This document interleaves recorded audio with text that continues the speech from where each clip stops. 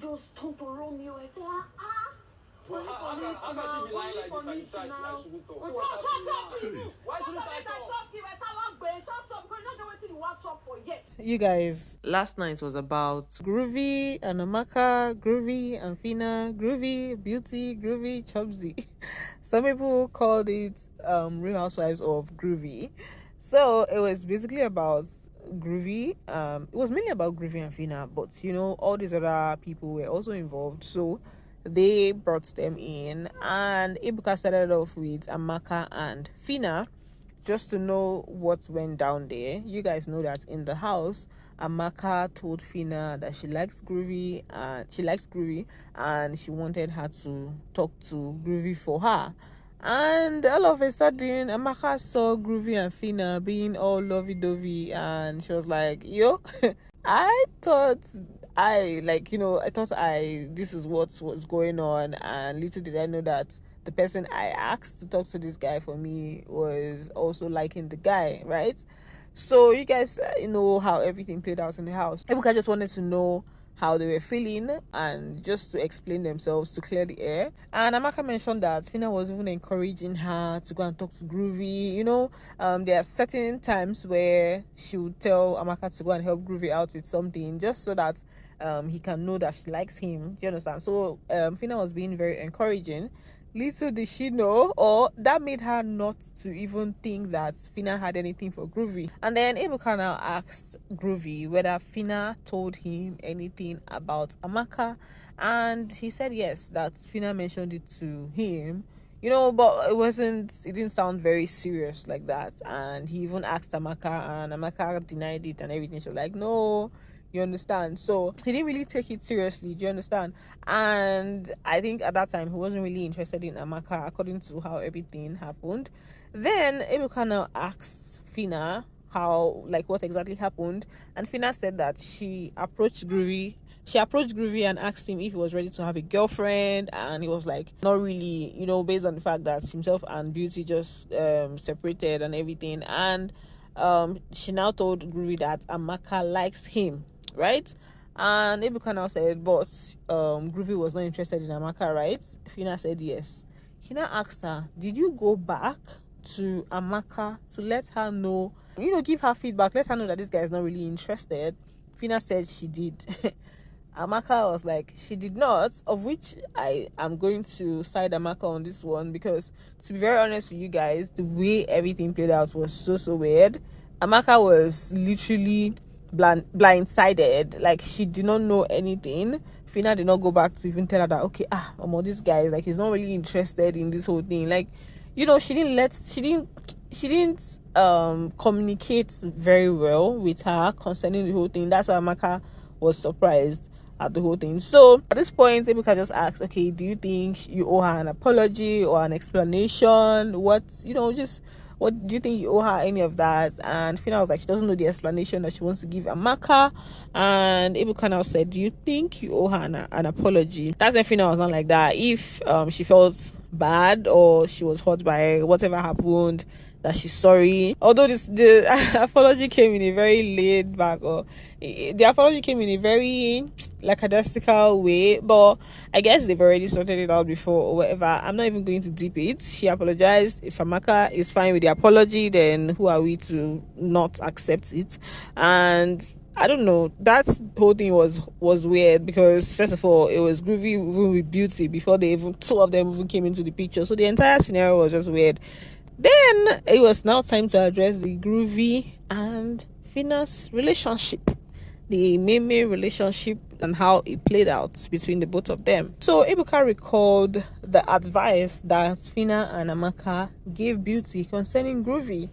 He spoke about when they were telling, just advising Beauty about Groovy, don't stress yourself over a man, that kind of thing. You guys remember that advice they were giving, and they were telling her that if they go to Dubai and Groovy messes up, they're going to go to his room. And so it was just that thing where it seemed like Phyna was really in support of their relationship and pushing for them to be okay, or like she was really in support of their relationship, and then now having something to do with him now came across a certain kind of way. So Ebuka started with that to give room for her to clear that up, right?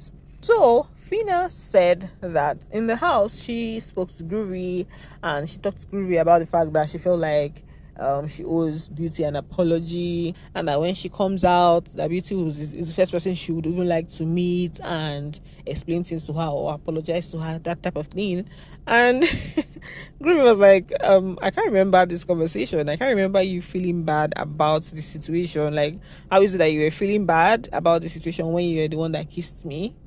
I was like, okay, it's all right, let's go there. So he said she was the one that kissed him. Like, how is it that you're feeling bad when it was almost like you initiated this whole thing? So you can't really say that you were feeling bad, right? And this one, Groovy says she kissed him. She might have initiated the kiss, but they both kissed because they didn't they did not use gun to make the kiss happen. So she initiated the kiss, but they both kissed. It's not a case of you kissed me. It was not a case of you kissed me, you did not kiss me. So about the whole feeling bad situation, I honestly do not think that Phyna felt bad at all. In fact, it was more of her trying to justify whatever it is that was going on. She was making statements like nobody's married here, that kind of thing. Like, I don't think there was any feeling bad, you know.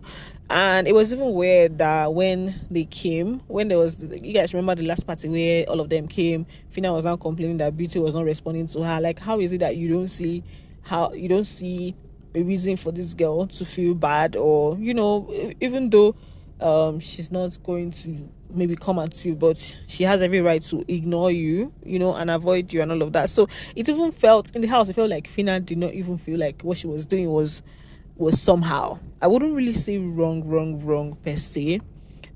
I don't even know. See, I'm not even here to judge their whole situation, but it was weird. Beauty had every reason to be unhappy with her, and every reason to avoid her. So but yeah, like I said, she didn't. I don't think she planned to give any apology, except you guys remember any scene like that. I don't remember. Then they now spoke about their breakup. Apparently they broke up in January, right? And according to Groovy, he just said that some personal issues, things just did not go their way, like things just did not go right, and that's why they broke up.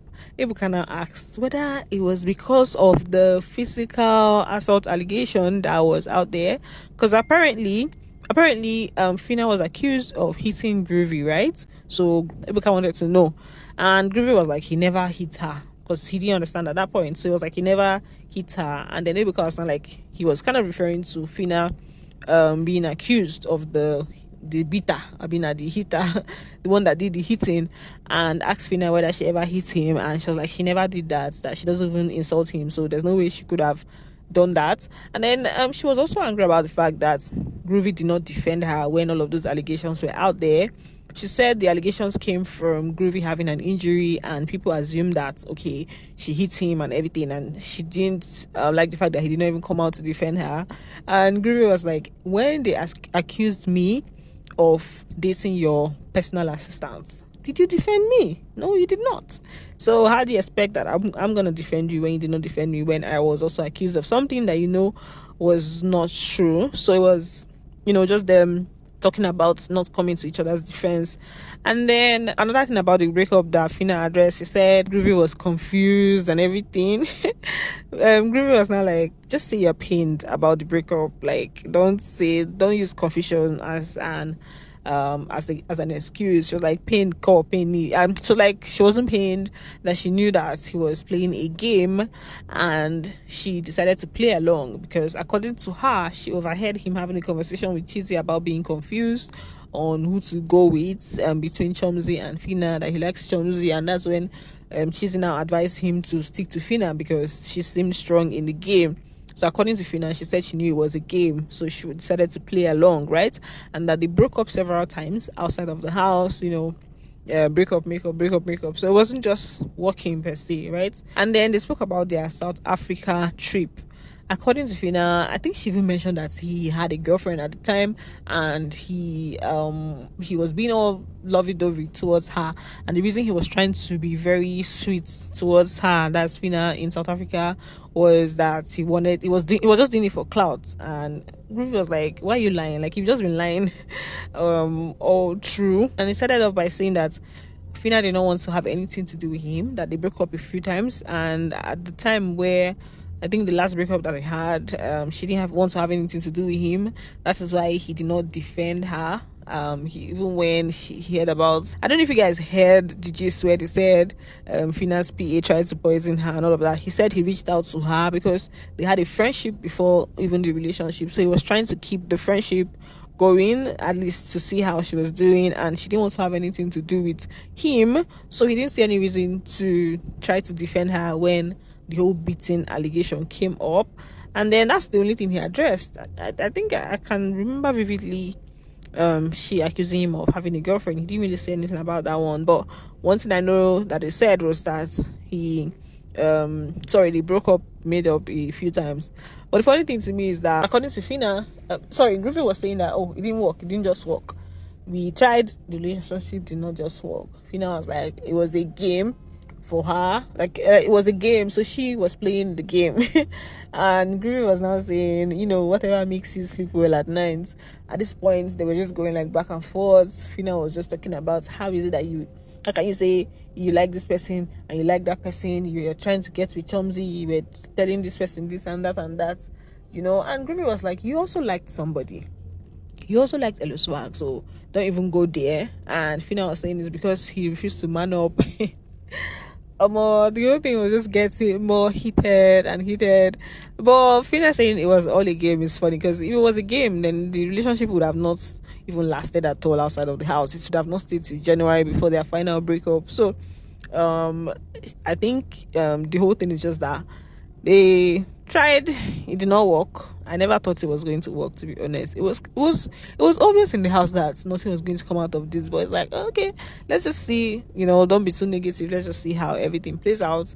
I'm not surprised they did not work, but at the end of the day, that's what happened between them. It did not just work. Back and forth, no back and forth. This reunion, it took. So next week is going to continue. Let's see how next week's one is going to be. I'm sure Beauty would be involved next week, I guess. So that's it for this video. Thanks for watching, and don't forget to give it a thumbs up, and I'm going to see you guys on the next one. Bye, love you.